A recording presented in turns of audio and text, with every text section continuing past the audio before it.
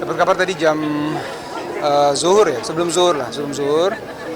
Kebetulan saya tadi ada acara dulu, baru setelah zuhur saya ke rumah duka, kemudian ke masjid, sholat jenazah, baru mengantarkan ke makam.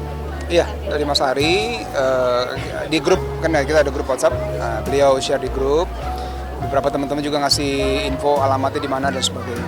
Nah jadi 2 minggu yang lalu kita masih ketemu di rumah sakit Fatmawati gitu, kurang lebih 2 minggu yang lalu pas beliau mau dioperasi, kita kumpul sama teman-teman sama Ustadz Ahmad, masih bisa ngobrol dan sebagainya. Nah cuma setelah itu memang kita udah nggak bisa ketemu lagi karena waktu dan sebagainya. Nah baru dapat kabar tadi siang. Waktu kita jenguk terakhir memang kondisi beliau tuh berbaring, kemudian kakinya kalau nggak salah diperban ya, kan kalau nggak salah karena jatuh dan sebagainya. Cuma kalau secara detailnya saya kurang paham, mungkin bisa tanya ke Mas Hari.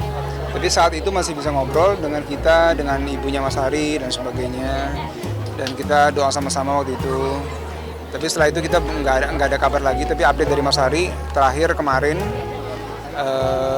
pas pengajian beliau hadir, kemudian Mas Hari hadir. Tadi siang baru dapat kabar kalau ayahnya wafat.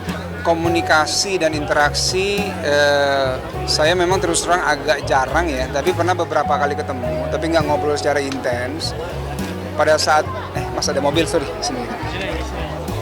Kesian Mas Juki ntar serempet.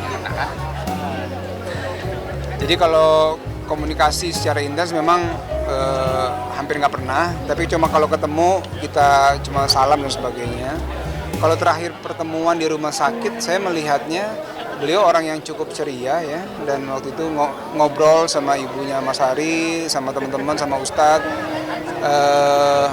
orang yang sangat baik lah ya. Secara walaupun waktu ketemunya nggak cukup lama, tapi kesan yang ada adalah beliau orang yang sangat baik.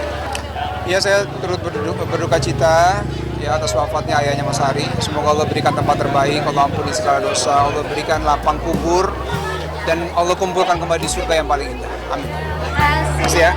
Assalamualaikum.